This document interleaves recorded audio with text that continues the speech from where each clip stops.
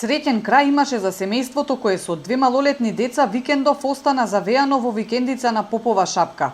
Таткото Бојан раскажува дека на шапка отишол после 25 години, но не очекувал оти ова може да му се случи.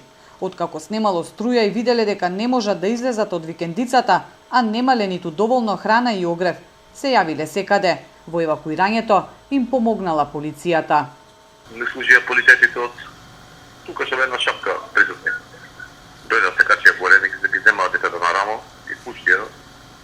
Колата остана горе, требаше 5 слова ни кажа дека го заврне, не треба само да ги трнеме колите, ама на ништо не кажа и не фати не времето. Иначе најголема благодарност до полицајците. Семејството, откако било извлечено од викендицата, со возило на СВР е пренесено во својот дом во Скопје, бидејќи нивниот автомобил останал завеан на шапка. Веднаш по пријавата, полициски службеници од полициското одделение Попова шапка се упатиле кон викендичката за да ги евакуираат лицата, а во меѓувреме, во координација со локалната самоуправа, ангажирана е и потребната механизација за пробивање на патот, пошто лицата се извлечени од снежната блокада, ако така може да се рече, и со возило на секторот за внатрешни работи. Тетово пренесени се до нивниот дом во Скопје.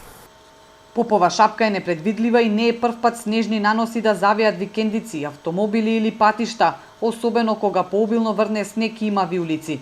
Надлежните апелираат до посетителите на внимателност, барем оние денови кога има врнежи.